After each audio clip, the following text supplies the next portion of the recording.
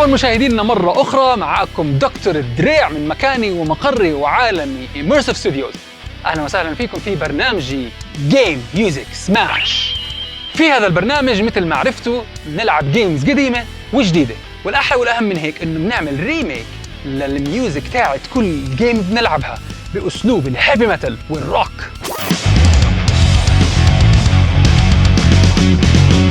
فجهزوا حالكم جميعا حبايبي، واعملوا سبسكرايب لو سمحتوا، وفعلوا زر الجرس عشان يوصلكم كل حلقة جديدة، ولا تنسوا تتابعوني على فيسبوك، انستغرام، تيك توك.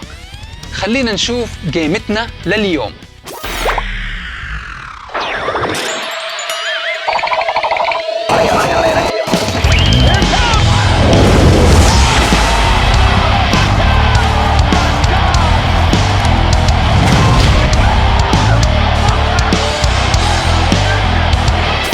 الجيم تاعتنا لليوم هي من شركة كونامي من سنة 1987. هي على كونسول MSX، كمبيوتر صخر مثل ما بتعرفوا، أقدم كمبيوتر اتليست في حياتنا وفي جيلنا كلياتنا عشان عليه، من أقدم الكمبيوترات في العالم، اسمها جراديوس نيمسيس.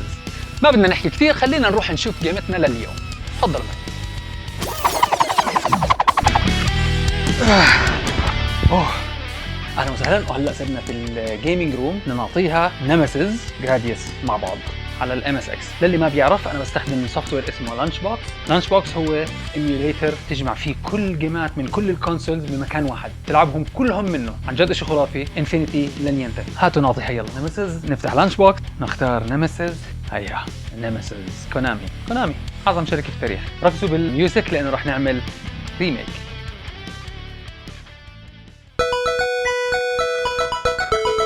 ولا شيء. واو نوستالجيا يا معلم. طبعا هذه تحسها بس انترو عشان تجمع امورك وتجيب شغلات قبل ما تبلش المرحله نفسها. طبعا كله راح علي قد ما شاطر، يعني كله عم بيروح علي. ركزوا.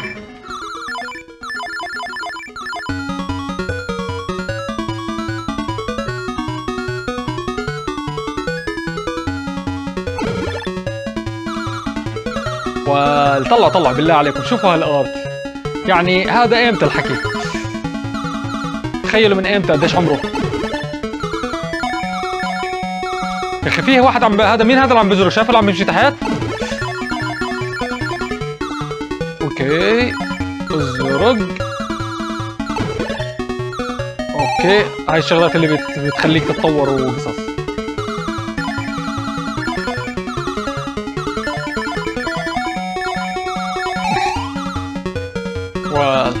شوفوا بالله عليكم الارت تبع كونامي، قديش عمر هالجيم. عن جد متسلي، احلى من جيمات الجداد.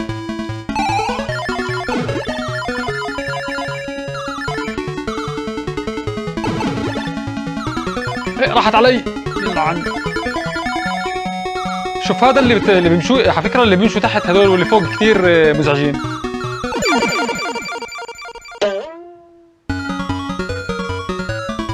جد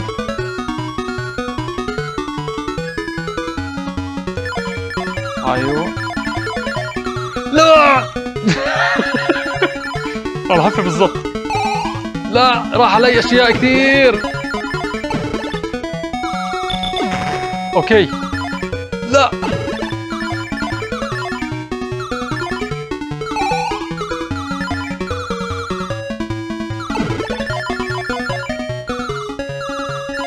يا اخوان، مزعجه صعبه، والله العظيم مزعجه صعبه. كثير مركز، يعني الجيمات الجديدة بركزش فيها هالقد. يعني الجيمات الجديدة ما بركز فيهم هالقد.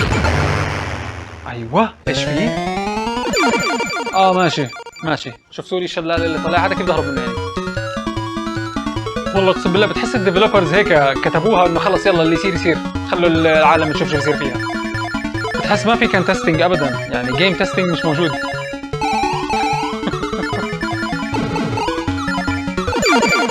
يا الله.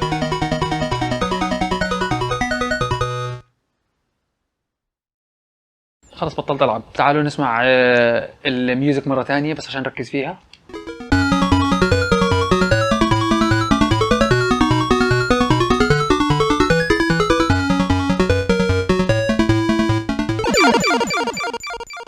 انا اسف مش كثير بخليكم قادرين تركزوا، كثير صعبه. تعالي لي على الاستوديو، اخذت فكره. تعال.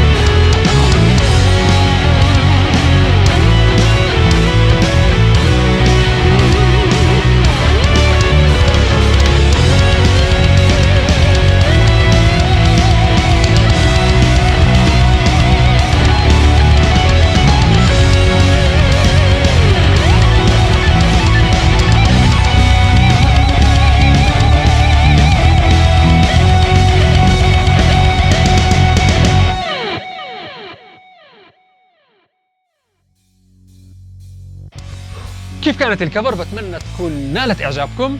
اكيد في فرق واضح من لما تكون التراك بدي ثمانينات تسعينات او سبعينات حتى ونحولها لفول برودكشن روك وهيفي ميتال. هلا احنا هون بالاستوديو عندي، اهلا وسهلا فيكم. بحب اعرفكم على البروسيس تبعت الريكوردينج وستاكينج الالات فوق بعض مع بعض، واعرفكم على صوت الالات اصلا. تفضل عندي.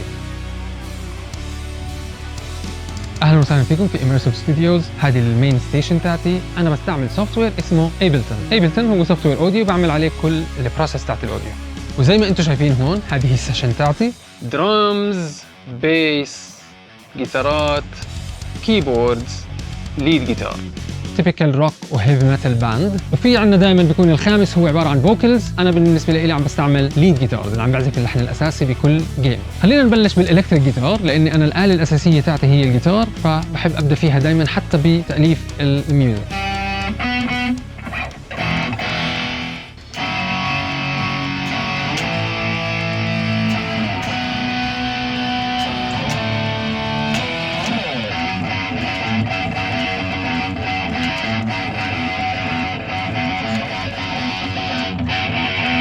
وبعد ما سجلت الالكتريك جيتارز انا بسجلهم على 2 لاينز، واحد على الرايت شانل وكمان مره على الليفت شانل. بصير عندنا هيك دبل جيتارز بخلوا الصوت وايد وديب، هيك 2 جيتارز مع بعض.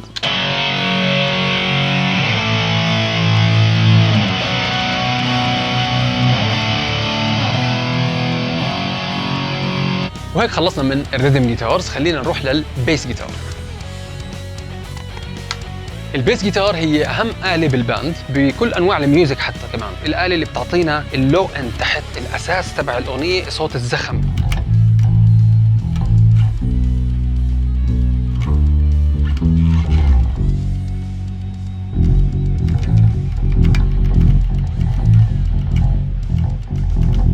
وبعد ما سجلت البيس جيتار خليني أسمعكم إياه مع التو جيتار.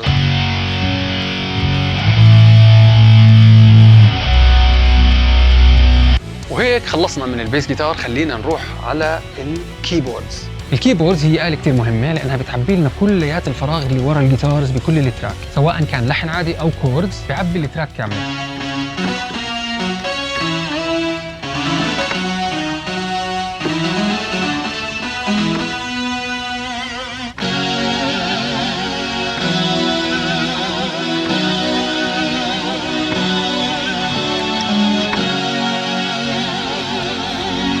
وبعد ما سجلت الكيبورد خليني اسمعكم اياه مع البيس جيتار.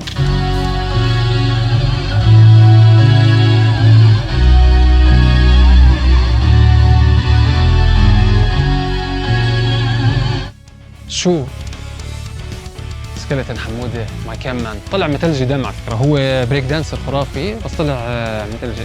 شو يعني هاي ليش عم نرقد الناس؟ شو ليش عم نرقد الناس؟ وهيك خلصنا من الكيبورد، خلينا نروح للليد جيتار.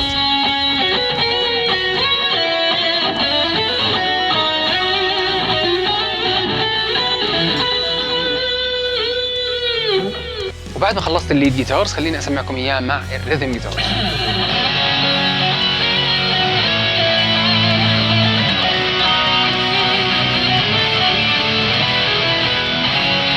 وبعد ما سجلنا الليد جيتار خلينا نروح لآلة كثير مهمة واللي هي الدرمز.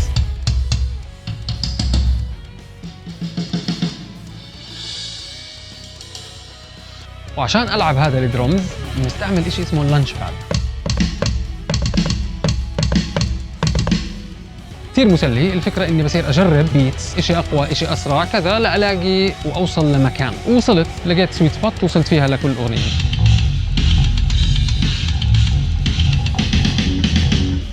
وهيك صارت كليات الآلات موجودة وتركبت مع بعض، بصفي في عنا مرحلة الميكسينج والماسترينج واللي هي تحسين الفاينل برودكشن، فاينل 2، فاينل 3، فاينل 4. اوعكم تسموا هيك فايلات في حياتكم من اي نوع، من اي نوع اندستري. فاينل 1، فاينل 2، فاينل 3، فاينل 4. انسى